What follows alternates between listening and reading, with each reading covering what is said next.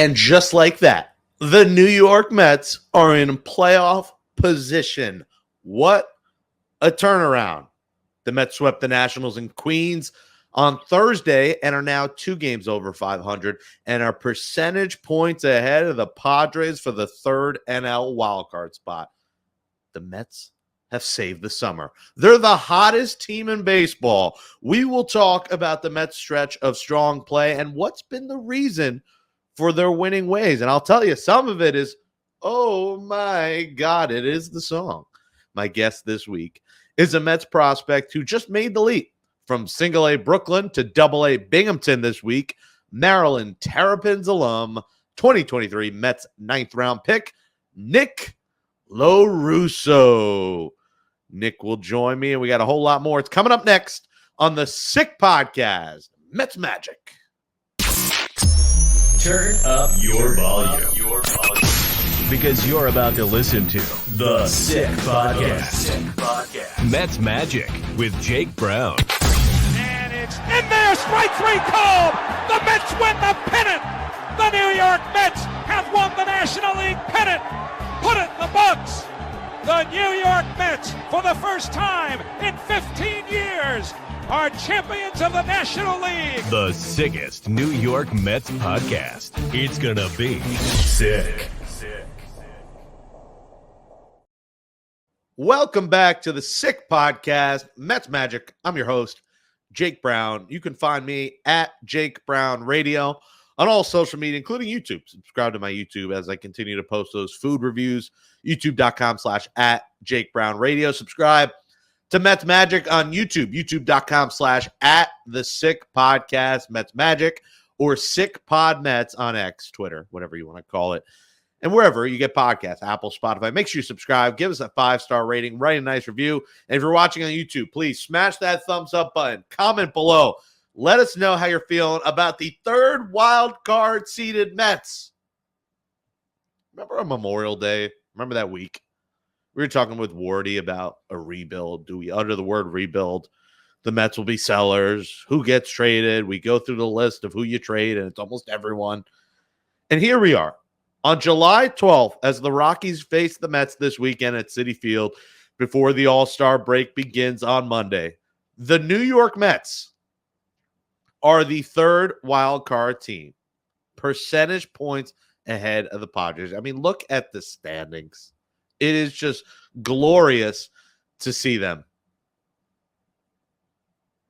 47 and 45. Listen, the Braves, things in your rearview mirror look closer than they appear. The Braves better be watching. The Mets are coming. The Cardinals better be watching. The Mets are coming. And we're past the point of saying, it's been a nice stretch. This team really isn't that good. This team is good.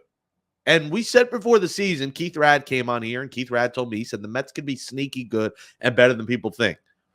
And I think April was solid. I think May was a really bad month, and it made us think this team was doomed. And then June, they were the best team in baseball.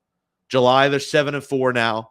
The 4-4 start to this easy stretch worried people. But the Mets went out there and took care of business at home against the Nationals. Taking care of business. Taking care of business every day. Taking care of business is the Mets way. It used to be the Mets celebration song for a win. It's changed to New York Groove.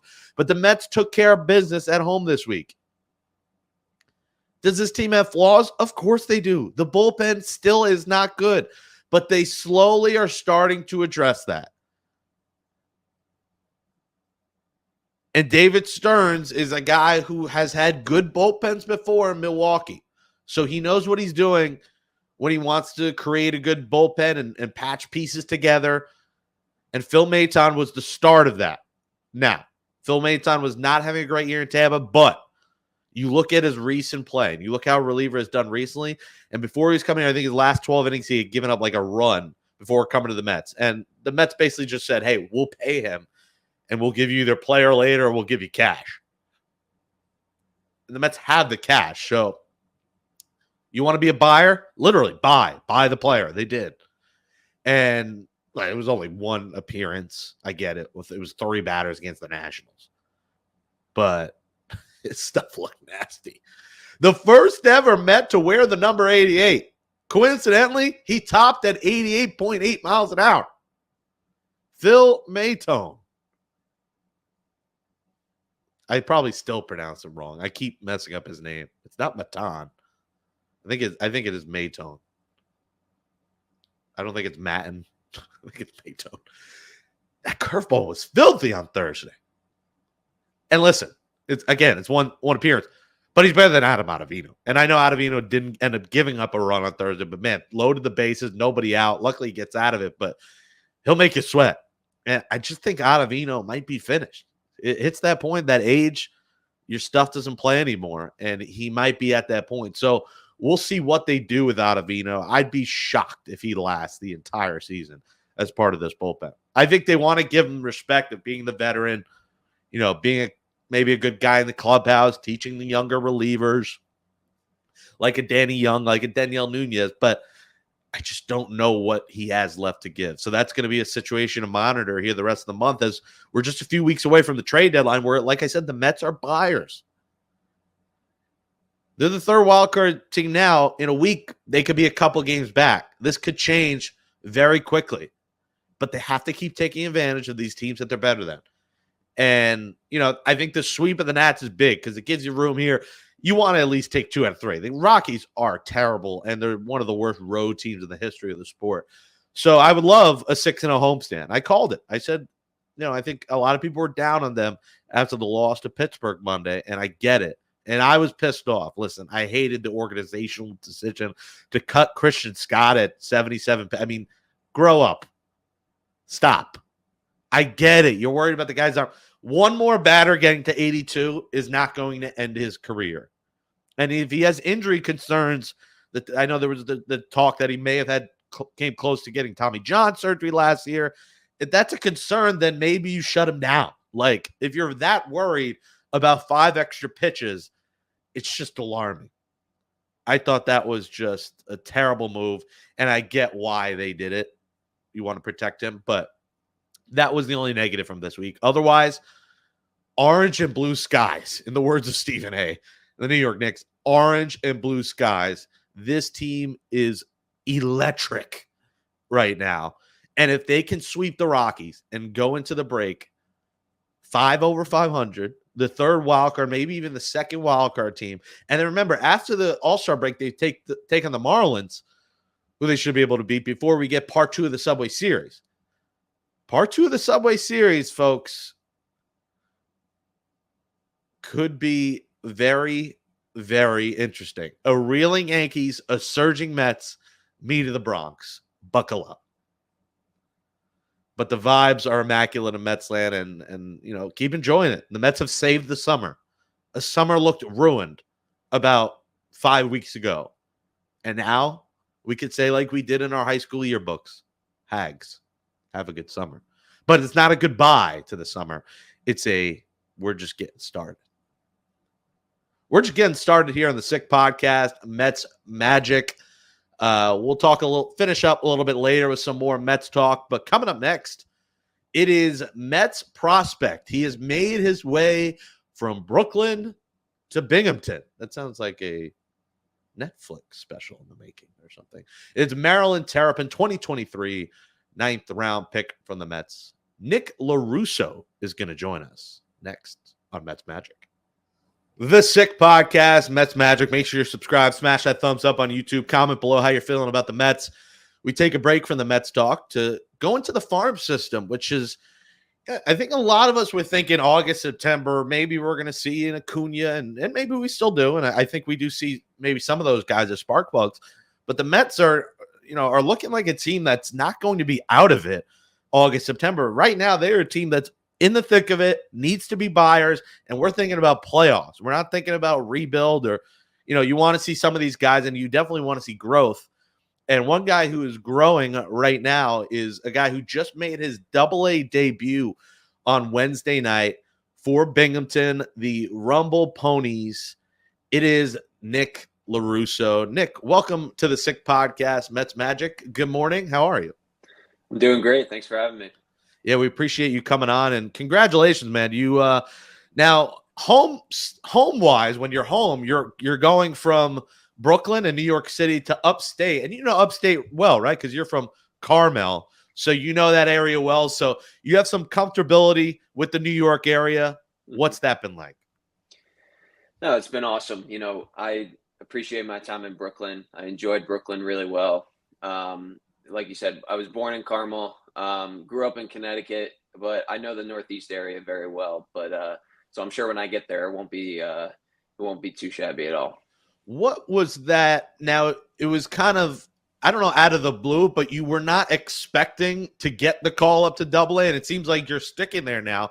And, great for you, and you put up good numbers in single A this year and deserved it. But what was that process? Take us through the call. I know it's not a call to the big leagues, but I'm sure making it to that next level and one step closer to the big leagues was kind of a big deal for you. Yeah, it was awesome. So usually the Mets do it around the end of the week. So obviously at the end of every week, I was hoping, but it didn't happen this week. And then after our game on Tuesday night, it was late. It was around like 12:15, 12:30 at night. I was about to put my phone down, and Gilbert Gomez, the manager for Brooklyn, sent me a text. He said, "Hey, are you up?" And I was like, "Yeah, is everything all right?" And he gives me the call, and he's like, "Hey, they're moving you up to Binghamton right now. So you got to pack up and get ready to leave early in the morning." And I was like, "Oh man!" So I was scrambling the whole morning. Took a quick flight from Delaware to New Hampshire here, and just hopped with the team on Thursday. From one random state to another random state, going from Delaware up to New Hampshire. Actually, you should do a radio show on ESPN Radio New Hampshire covering Boston sports. That was interesting. But yeah, that's got to be awesome. You got hit with the U up. Usually we get hit up. Yeah. We want to get you up by an attractive woman, but this time it was by the guy getting the call up. Probably a better you up than a random lady. But we love to see it. You make your debut and you have a pretty good game. 1 for 2, stolen base, couple walks. Mm-hmm. Are there nerves going to the next level? Like your first at bat in AA, is there nerves, or is it like, all right, let's keep rocking and rolling? It's more just let's rocking and rolling for me. I treat it like it's the same game. It's the same game no matter where you play. You just got to have that slow heartbeat. What happened last year? Last year you did not do very well. But you get the call up this year and things have changed. Like, was it nerves last year? Was it the adjustment to professional pitching? Obviously, it's a tough adjustment and you struggled a bit, but you've really struck your groove this year. What was it last year? It was more just getting into the feel of things. I didn't know anybody. I felt like a little overwhelmed at first, and it seemed like, man, like, am I outmatched? And then I took a second in the off season. I, reflected on my time. I learned a lot of things during that failure process. And this year during spring training, got to know everyone, got to know the coaches, made, some lifelong friends along the way. And it's really showing up now. And it's just that level of comfortability for me. What was it in the offseason? Did you talk to any former big leaguers, certain coaches, maybe mentors of yours growing up? Like, was it a lot of conversations mixed with, hard work in the cages and changing your swing? What were the differences that you made in specific? It was more talking to friends, that I went to school with that have gone through the entire year of pro baseball and just telling me to enjoy the process and that there's going to be ups and downs. But guys like Bubba Allin with the Dodgers, Troy Schreffler with the Phillies, and then even Lamont Wade with the Giants, all Maryland guys. They told me just enjoy the process because, you really got to love this game if you're going to stick. Going to Brooklyn this year from St. Lucie, how cool was that experience? It's a beautiful ballpark. The view is insane. You got the Ferris wheel, you got the rides, you got the beach right there. For me, it's a bit of a hike. From Astoria, it's like a 2-hour train ride, and I don't have a car, so it's a little annoying to get there. But when you're there, it is a good time. What was that whole experience playing like in Brooklyn? It was awesome. The biggest thing I took away from it was the crowds. The crowds were electric. You got a lot of people out there in Coney Island. A lot of people that, go to that a little amusement park and then make their way over to the game. So I thought it was an awesome experience. Did you go on the rides? Or are you a roller coaster guy? I'm sure you experience it. You're there every day. I'm a huge roller coaster guy, but I never got a chance to go on. Really? Okay. I'm not a big roller coaster guy. I used to do like the kiddie coaster at the carnivals Yeah. growing up, but and then I did the rock and roller coaster in Disney, and I actually liked it. Maybe it was something about them playing a good song in my ear while I'm, screaming like a schoolgirl. But yeah, no, it is a good time there. And now you go to Binghamton, and have you noticed a big difference? I mean, it's only been one game, but do you notice a drastic difference in the pitching, in the velocities, in guys maybe just being more developed? Is it too early, or have you noticed it already? I'd say it's a little too early. But like I said before, I like to treat it like, any other game, whether it's, high A, low A, whatever it is. But, maybe if I were to notice something, during my game off yesterday, maybe the breaking ball stuff from the bullpen is a little bit sharper, but it's nothing out of the ordinary. Are there a lot more walks? I don't watch a lot of single A baseball, but are there a lot of walks and command issues and guys working on stuff? Are the games longer? Is it a lot of just walks the whole game? In low A, for sure.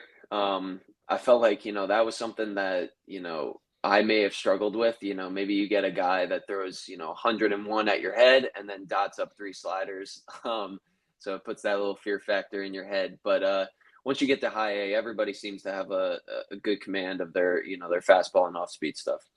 Has that made a difference from going from the Florida, Port St. Lucie, people playing bingo on a Tuesday, to Brooklyn, New York? Was that like a drastic? I know you're from the Northeast, but was that like a drastic difference from that slow pace to that fast paced life? No, I wouldn't say so. I felt like, the game was pretty similar. Maybe in Florida, during this time especially, I bet it's really, really hot down there. And I think last year, a lot of guys told me that, they were starting to wear down towards the end of the year because of how hot it was. But nothing out of the ordinary. I'm getting to that point this summer in New York. It is hot. I bring a sweat towel wherever I go. It's like FanDuel tweeted something like, over under 2.5 showers a week. How many do you take? I take 3 showers a day. Like that is just, anyone who hits the under on that is dirty, and I don't want to be around them. So yeah, it is a hot summer here in New York City. And it's going to be intriguing because the Mets have a lot of good prospects, Nick, and they have guys that we're talking about. And one of them now you join in AA, Ryan Clifford. I mean, it's early, but this kid could be a stud. What have you seen from him, and what other guys in AA have you noticed hitting wise that maybe you've started talking to, or you once you get the call up, you looked up the numbers and you wanted to maybe take some notes from them? Yeah, no, Clifford and I connected right when we got to spring training, and he even started in Brooklyn. So me and him have a great connection. And of course, my first game there, what is it, 3 for 5, double and 2 home runs, 6 RBIs. So he's going to be something special. I think he's only 20 years old too, which makes it that more impressive. And other guys, there's a bunch of guys that we have a good group here. Prospects like Alex Ramirez, who, started off at the top of the lineup, all the way from, Kevin Parada. You got guys like Drake Osborne, guys that I've connected with in spring training. And I'm excited to learn from them. When Francisco Alvarez was there this year, have you talked to him ever, or in spring training or at some point? Because he's becoming a star in front of our eyes, and it seems like everyone loves him. Have you spoken to him, 1, and 2, have you spoken enough to him to know that he was going to be this and probably the Mets franchise catcher for a long time? Yeah, he's an absolute wonderful person. I mean, he connects with us so well. And while he was in Brooklyn, it was funny to talk to him. He connected with us like we knew him for 10 years and we were lifelong best friends. So, I bet he's a great locker room guy, and I could see why a lot of people love him. I forgot, there was the no-hitter and he was catching the game. Yep. You were playing in that game, right? That's right. Yep. Well, how was that? That must have been sick. I mean, they've never done it in a 9-inning game. It was awesome. We look up in about like the 6th inning, and obviously nobody wants to say it, but we're like, damn, they have no hits. But all the credit to, Alvarez. I mean, he calls a wonderful game. And even with the Mets, you see the record with him and the record without him. So it obviously is a testament to him. Yeah, the record with him is just mind blowing. If they keep up this pace, I mean, he makes a difference, and it's not just his bat; it's his defense. It's like you said, like he brings a smile. It seems like to everyone around him, his demeanor, and I just love like when he catches, he's like throw it here, like he'll emphasize, he'll point at it. He's very demonstrative, and you don't see that from a lot of catchers, and he's kind of a leader. Who at AA and single A, who were the guys you looked up to as leaders that you've got to play with that you're kind of like taking under their wing, yet you're kind of the older guy. You'll be 24 in September, but these guys have came up a little bit younger and maybe have some more experience. Yeah, definitely. I mean, so far here in AA, it's only been 2 days, obviously, but I've gotten a chance to talk to, some of the pitchers actually, like Nolan McLean and Brandon Sproat that, I started with in Brooklyn. And I asked them, what their advice is, how did they adjust? And they just said, take it one day at a time, just enjoy it. And in Brooklyn, may not so much be a player, but the manager, Gilbert Gomez, was absolutely terrific for me and leading me and understanding those leadership qualities. Talk to me about Brandon Sproat, because this guy seems like he might be a star in the rotation one day. He had a 1 ERA in single A. He's got a 2 ERA in AA. It wouldn't shock me if he's in AAA in August or towards the end of the season. And with the Mets next season, he is, I was going to say sprouting his way up. I don't know the word for it. He's springing his way up. Sprout is springing. Tell me about him. Dude, he's incredible. I had a chance to face him in spring training, and it's just all electric stuff. Everything, I could see why hitters have a tough time against him. But I feel like his calm demeanor is something that makes him truly special. He's got a slow heartbeat on the mound, and I can't wait to see what he does with his career. I mean, it shouldn't be long before he makes his debut. You've told me you modeled your game after Nolan Arenado in the past. Are there more guys you watch now that you're in the minor leagues that you're watching in the big leagues currently, outside of the Mets guys and Vientos, Beatty? But are there other big league third basemen that you watch now and you're like, I could, feel that play like he did? Yeah, not even so much third baseman, but guys that, catch my attention all the time. Gunnar Henderson is the main one. I mean, he's a superstar. And Bobby Witt Jr. That guy is terrific, both on defense and at the plate. And I just love seeing their approaches at the plate and try to model my game after that. What do you think about Mark Vientos? He has been great hitting. His fielding has improved. I assume you've talked to him in the past in the spring. What's your impressions of Mark Vientos? Again, he's a calm demeanor and someone that it looks like he's always looking to win first. And I love that about him. And I mean, his power numbers were off the charts, I think, to start. And he's an excellent dude. I got a chance to talk to him during spring training, got to pick his brain a little bit. And obviously it was tough for him when he didn't break spring training with the team, but he's really shown out this year. Do you watch what those guys do? Now, I guess it's probably too early to be concerned at all what their stats are, but are you watching? All right, Vientos is doing this. All right, Brett Beatty got called down. Are you paying attention to those things? Yeah, a little bit. It's hard not to ignore. Okay, so you look at yourself as, if you make it, and when you make it, I should say, no if, as a third baseman. Like, because Brett Beatty now, they have playing some second base. They're moving him around. Like, are you cool moving around, or are you going to be cemented as a third baseman? No, I'm totally cool moving around. The more versatile, the better. Have they tried you like in spring? Did you play any other position? Yeah, first. And I've played a good amount of first this year, especially when, Clifford was brought up from Brooklyn to Binghamton. We didn't have many guys that could play first, so I have a good amount of time at first base too. Okay. So if Pete Alonso's in here long term, you got a couple options, first and third. We'll see what ends up happening with that situation. In the off season, how does it work? Like, do you have another, like, I know a lot of minor leaguers, they work other places in the off season as well. Dick's Sporting Goods, they're selling knives, they're salesmen. Do you have other odd jobs? Do you coach? What do you do? Yeah, maybe give a couple lessons here and there, make a quick few bucks, but mostly I'm just focusing on my craft and just developing different things that the Mets wanted me to show this coming season. Has it been stressful on you? You know, making the leap, continuing to grind, the daily grind, playing every day, day in, day out, one day good, one day bad, a couple games good, couple games bad. Is it stressful? I try not to make it that way. I try to make it, a kid's game and treating it like I was just, on my way up from, a travel ball game or something like that. It's the same game. We're just moving up through the ranks, but I try not to make it stressful at all. Has it been everything you've dreamed of so far? Like, you're still, what is it? About 1 year since getting drafted. Like, you're still kind of a baby in this. Has it been what you dreamed of? Has it been better? Has it been worse? Has it been the same? No, it's been what I've expected. And from what people have told me, the grind, yeah, it is a grind playing, 6 days a week, only having that Monday off, traveling here and there. It's everything I've expected.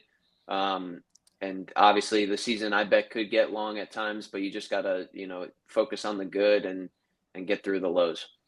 Have you got advice on because you haven't been in Binghamton yet? You're in New Hampshire right now, so you haven't even got a I guess they set you up with some apartment or something. I assume you're not in a hotel, or are you in a hotel in Binghamton, or they get you an apartment? No, they give me an apartment. Okay, so have the guys told you, all right, this place closes early, liquor stores here, this bodega is good, and everything's closed. Like, have you got the lowdown on everything in Binghamton? No, not in Binghamton yet. I'm sure when we go back there, they'll give me the lowdown. It's actually All-Star break coming up this week. So I'm sure when we get back on Friday, they'll give me the lowdown. Do you miss Maryland? Do you miss the Terps at all? Do you miss what is the sandwich place by there? I forget what it was called that everyone loves by there. What's off campus? There's a bunch. There's Looney's. There's a lot of places that I really love, and yeah, I do miss Maryland a little bit. I miss the college life. That was always fun. That was kind of the peak life of baseball. So I do miss it indeed, and I do miss my friends and family that were there. Yeah, I mean, my brother went to Maryland, and I remember going to games there, and I went to Hofstra, so I didn't get I got a party and like college experience, but Maryland, I have to imagine, is cream of the crop, time of your life. Colley Park, Bubba Sparks. I mean, it doesn't get much better than that. But listen, you're on the way to the show soon, and you're in AA, and we're looking forward to seeing what you do. And Kodai Senga too. I forgot to ask about him. You got to play with him last week, right, in Brooklyn? Oh yeah. How was that? Awesome. What was that? It was awesome.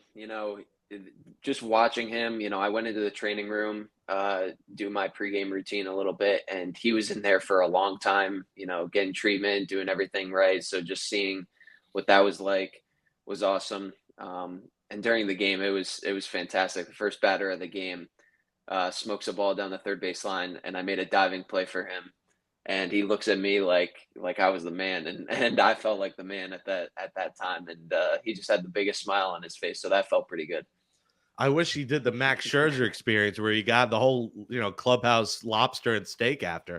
Assuming that, Scherzer has a different level financially. He can do that. Senga's still, making his big league money here in the first couple of years, but that's awesome. And that goes forkball. I mean, how cool is that pitch? It's amazing. You could see it at third base. It looks like it's on a table, and then all of a sudden it just drops off, and the hitters had no chance. Who's been the toughest pitcher in the minors that you've had to face so far? Man, there's a bunch. We just faced one from the Nationals my last day in high A. I forgot the name, but he was part of the Juan Soto trade, throwing 103 miles an hour. So that was an experience. And I didn't end up playing in the game, but the Phillies have one named George Clausen that I think that kid's going to be truly special. He went to Minnesota, so we got to play him in the Big Ten, and he's got some pretty elite stuff. Are you a guy that would rather face a nasty, 82-mile-an-hour curveball, or would you rather see 100-mile-an-hour heat? Like, what's easier to hit? What's easier to read for you?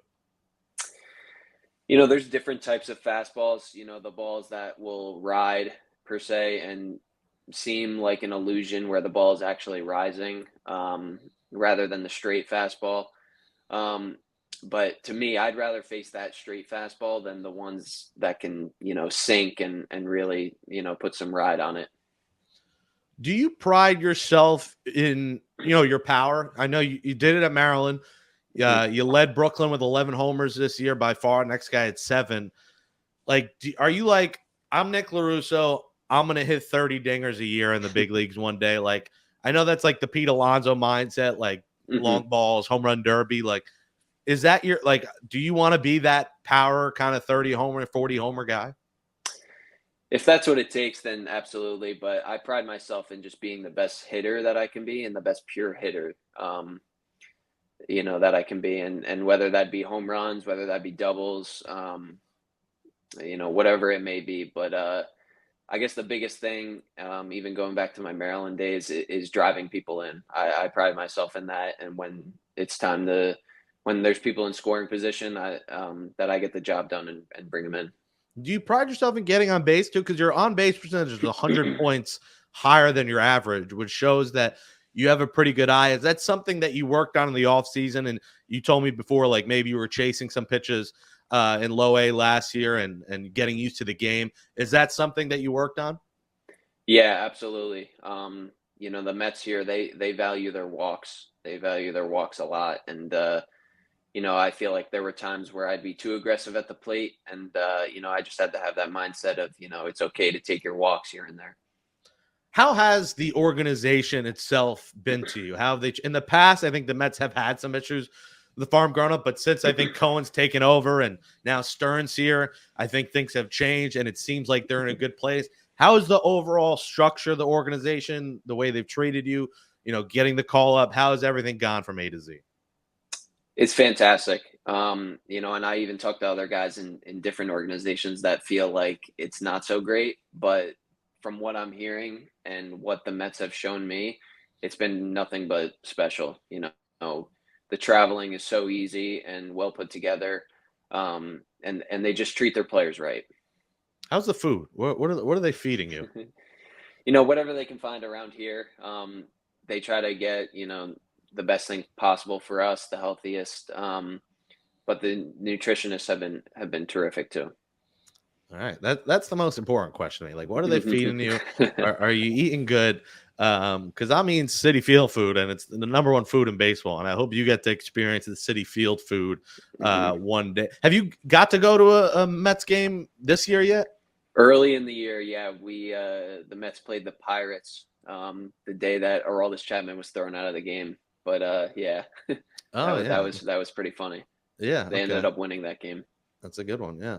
All right, Nick Lorusso. He is in AA now, and I assume for the rest of the year. Hopefully, AAA by the end of the year. If not, AAA next year, and hopefully a New York Met one day. We're looking forward to seeing it. Keep hitting homers, keep crushing it. Keep drawing walks when you need to. Keep that OBP, 360, 370. Do you watch your stats a lot? Like, do you monitor your stats every day? Some guys don't, but I assume you keep up on your stats. I try not to, but there's times where I'll be scrolling and come across it for sure. All right. Well, we wish you the best of luck, and thanks to Joseph Guzman. I know I got to give him a shout out for helping him get on the show here, and keep grinding, man. Stay patient. Be ready when your name gets called. You never know when it'll come. It might be at 12:15. You get a "you up" text, and it might be the "you up" text that changes your life for the better. So, Nick Lorusso, thanks for coming on Mets Magic. Yeah, thanks for having me. Great stuff there from Nick Lorusso. Looking forward to seeing where he goes next. The Sick Podcast, Mets Magic. Thanks to Nick Lorusso and his agent Joseph Guzman for getting him on the show. Great stuff. Good kid.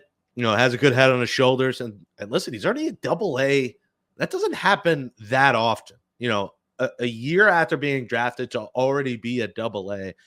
This kid hits long balls. 11 homers, 42 RBIs, got 9 stolen bases. I didn't ask him about steals. I wish I did, because he's 9 for 10 stealing bases. So he's having a good year. And, The thing I found interesting too from that is he does watch what Mark Vientos and those guys do. That is his position. And these guys do keep an eye on, hey, the guy's job I might take one day, is he struggling right now? Like, do I got a shot? Like, and I think that's the competitor in it. There's nothing wrong with that. I think it's awesome that he's already watching. It shows like his mindset is like, I'm going to get to the big leagues. And I love that. And it's intriguing because some of these guys might say, I focus on myself. I'm not worried about what those guys are doing, but it's hard not to see it, especially when you're seeing the stories, you're seeing the scores, you're seeing Mark Vientos hit a home run every couple of days. He's come down to earth a little bit lately, but overall, Mark Vientos has been very good at the plate, improving in the field. And, a guy like Nick is watching and say, hey, is Vientos going to be the guy? And I'm the odd man out, because a lot of these guys get traded. A lot of these prospects become pieces in a deal. So, I hope that's not the case with him, but July 31st, it could be, Nick Lorusso's going to, Milwaukee for a bullpen arm. You never know. And we hope that doesn't happen. But in the reality, the back of their heads, they're thinking any day now they could, one, get the call up like he did the other day, but then, hey, get traded to the other side of the country in a couple weeks. So life of a prospect, it's not easy. And it's interesting, the offseason, he said he focused on the crowd, but at some points he's got to do lessons, teach kids, make a couple bucks. These guys do not make a lot. Like, a lot of them got to live off that signing bonus and put that in the bank and save that. You're not living a luxurious life in the minor leagues. That's why I'm curious, the food, how they treat them, because minor league pay has gone up over the last couple of years with the new agreement. But, in the past and even currently still, they're not making a boatload of money. So it is intriguing to watch. Well, the Mets will be intriguing to watch this weekend as the Rockies come to town. And, let's just go across the diamond here. I'll go player to player. Francisco Alvarez, like I said, has been absolutely remarkable. How he calls a game. He's hitting. He gets hit in the elbow, back in the lineup the next day. Just a warrior out there. Pete Alonso's struggling. There's the trade rumors of Houston. Houston seems like the perfect fit, a team that could use an everyday first baseman like him. So that's going to be something that are monitored the next few weeks. Would the Mets do that while they're buyers and in a playoff race, trade away Pete Alonso? It's going to piss off a lot of the fan base. I think if you get blown away with a deal, you do it. But you're right. I mean, it is a hard sell to sell Pete Alonso in the middle of a playoff race. Jeff McNeil, I mean, can we stop with this already? Jose Iglesias needs to be playing every single day. He has saved the Mets season. Oh my God. Oh my God. Don't you wish you had a backup infielder that saved your season and made a number one song in the Latin charts? That's Jose Iglesias. Hip, hip, Jose. Or should I say hip, hip, Jorge? Because since Jorge Lopez potentially said, and I know he might have not said it, but potentially, that's why I'll throw that word in there, that the Mets were the worst effing team in MLB, which he says he didn't say. Whatever it is, the Mets have been the best team in MLB, and I love that. And I tweeted that. I know that was blowing up last night, and people were saying, a couple of people said, oh, he didn't say that. Oh, he said potentially. So if I didn't say potentially, I think you're right there, but I did say potentially. So if he didn't, he didn't. But if he did, they've been the best team in baseball. And Jose Iglesias has been a big part of it, because that was the day he got called up, that Thursday against the Diamondbacks. Where the season turned around was when he came here. He does a song, the post-game concert, and they've been solid since the post-game concert. So, this is an intriguing time to see what they do, because, listen, I get they're playing Jeff McNeil, maybe bring up his trade value, but the occasional single is not helping the Mets. And obviously Jose Iglesias is better defensively. That's got to change at some point. And I'm very curious when the trade deadline comes and goes, August 1st, August 2nd, is Jose Iglesias your second baseman? Does Acuna get called up? Because Iglesias is hitting too well and hitting too well with runners in scoring position to not be playing him. So that's going to be something to watch. Lindor, all-star snub. What a season he's having. He has been absolutely remarkable. And any of the Lindor haters have been shut up, and they should. Francisco Lindor is a leader along with Brandon Nimmo, who also got snubbed. I talked about Mark Vientos already. Cooled down a little bit, but still improving defensively, and he's hitting long balls. He's hitting extra base hits. So Mark Vientos is here to stay. Brandon Nimmo, I mean, he's the MVP this season. He's going to have 100 RBI a year. And moving him out of the one spot, switching Lindor and Nimmo has changed everything. And I never thought Nimmo should be a leadoff hitter. I've clamored on a year, clamored on Amazing but True. He shouldn't be a leadoff guy. He's perfect in the 2-hole because it seems like Lindor always gets on to start a game and then Nimmo drives him in. And both those guys, I mean, you have to laugh that they're not all-stars. I don't lose sleep over that because I'd rather the guys relax over the break. I feel like the day-to-day grind, those are two players that play every single day. I mean, they play 160, 161, 162 games a year. That getting a break with their families for 4 days must be nice. So, and it motivated them. I mean, Nimmo, since he got snubbed, has been remarkable. He had the 3 homers, 3 straight days. So those are two players that obviously got snubbed. But I'm not the person, because I think the All-Star game has lost its luster. A lot of guys go there for the check, for the appearances, for sponsorship, whatever they're doing. It's changed. The All-Star game is not what it used to be. So I'm fine with the guys getting a break, but they 100% got snubbed. Bader's been good in center field still. Tyrone Taylor's got to be playing right. Can you stop with the DJ Stewart experience? Cut him. He's $1 million. He's not going to hurt you financially. DFA DJ Stewart. Enough is enough. The guy's been like the worst hitter in baseball over the last month. I mean, he has occasional walk and occasional hit, but he's doing nothing for you. Tyrone Taylor should be playing every day in right. And if not, get Acuna up here and put him in right. And if you're going to keep playing McNeil, fine, put him in right and play Iglesias. Iglesias needs to be playing. His defense, his ability to hit, he has to be in the lineup. Enough of like whoever's pitching against a righty, we're not going to play Iglesias. Stop. Play Iglesias every day. And play more Taylor and enough. Cut DJ Stewart. Bullpen, it's been a disaster. You know, Diaz has been fair. He's been fine outside of the, Pittsburgh blown save that the Mets, for the 4 outs, but they won that game anyway. The rest of the bullpen, it's tough. Jake Diekman has not been good. Adam Ottavino has not been good. Danny Young has come down to earth. Daniel Nunez has been solid. Maton has to be, effective. They need him to be what he's worth. $6 million guy. If you're a reliever, you got to be good. And he has a sub-1 ERA in the postseason. He's got the playoff experience. They need him to be good.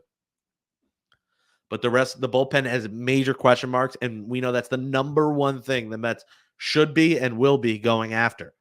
Need bullpen help here in the coming weeks. But they've saved the summer, guys.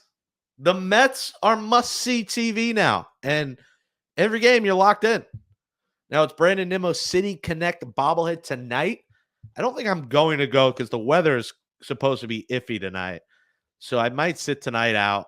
Tomorrow, I'm hoping the weather holds off because it is the Rasheed Johnson bucket hat giveaway. It looks like the rain will stop by around noon tomorrow, and it's 4 o'clock game, so tomorrow should be fine. If tonight's rained out, I assume either a doubleheader tomorrow or Sunday, but Mets should get all these in. And the All-Star break. Pete Alonso, their only All-Star. We know he didn't deserve it. Part of that's because he's in the home run derby. We get it. Just wild that he's in a Nimmo Lindor or not. But good luck to Pete Alonso in the derby. Good luck to him in the All-Star game. And the Mets just, keep taking care of business, baby. You want to at least take 2 out of 3, but with the way the Rockies are playing, sweet. Make this a 6-0 homestand. The energy going into the break, if the Mets have a 6-0 homestand with a couple of weeks of the trade deadline, I mean, Cityville was going to be a ghost town this summer. And now you have to be there. I mean, the post-game concert, I know, was away last week because 4th of July, but I was right behind the dugout for that concert. I was the first person they showed on Apple TV after, Candelita performed OMG. That was one of the most special games I've ever been to. Like, the win, the home runs, I'm behind them, throwing them to sign. I'm getting the videos in the dugout. Then the concert, then the fire. That was like an experience. And for the people who hate on the lights and the dance team, the Mets have made it a party. And I think that's what you want when you're paying these top dollars and the overpriced food and maybe an overpriced ticket sometimes. You want an experience. And some people will disagree. And the Yankees don't need to do this. The Red Sox don't need to do this. In this day and age, to captivate our attention, the karaoke that night too was electric. Like, these added elements add to your experience, and they want to bring you out to the ballpark, and I think it is genius. So you might be old school minded. I just want to see the game, but at many times the Mets just the game are a hard watch. I know they've been better lately, but if you can add a light show, fireworks, dance team, T-shirts, I think it's fun. And it's fun for the kids, fun for a family going out. You're paying all this money. Like, I love it. Now just keep winning. Now, if you have all these things and the Mets are winning and they go to the playoffs, oh, man, it would be a party. Right now, third seed, 0.01, 511 versus 510 winning percentage over the Padres. So it's neck and neck, but the Mets are in a playoff spot as of now. The season ended today. Tell me that June 1st, I would have sent you to a psychiatrical. But here they are. And we got it covered all season long. Right here on the Sick Podcast, Mets Magic. Make sure you smash that thumbs up below. Watch it on YouTube, youtube.com/@the-sick-podcast Mets Magic. Follow us on Twitter, X @SickPodMets. Subscribe to my YouTube, youtube.com/@JakeBrownRadio. And follow me on Twitter and Instagram @JakeBrownRadio. Thanks so much to Nick Lorusso for coming on, Mets' newest AA prospect. We wish him the best of luck. Great kid, good head on his shoulders. Can't wait to see how far he goes. And maybe we'll see him here in the big league club. Listen, I don't think Pete Alonso will be back next season. He might be here the rest of this year. My gut says Stearns will not bring him back. We'll see. And I think you live with it if he doesn't come back. I don't think you cry. If the Mets win, this year and go to the playoffs, not all because of Pete Alonso. Look at everyone around him who's just contributing. So it's going to be intriguing. I'm not against bringing him back. You're going to give him an offer. But with Scott Boras, we'll see. I think another team might blow the Mets offer away, and the Mets will say, all right, thank you for your service, Pete. So that's going to be intriguing story to watch, and the Mets will be too. Thanks for watching. Thanks for listening on Apple, Spotify, wherever you get podcasts, the Sick Podcast, Mets Magic.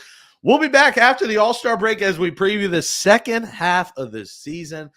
The New York Mets have 72 games remaining and a fun summer ahead. Thanks for listening. Thanks for watching the Sick Podcast, Mets Magic. Jake Brown here signing out. We'll see you next week. And of course, let's go Mets. And oh my God. And that's a wrap. Hope you don't miss us too much until next time. Follow the Sick Podcast Mets Magic on YouTube, Google Play, and Apple Podcasts.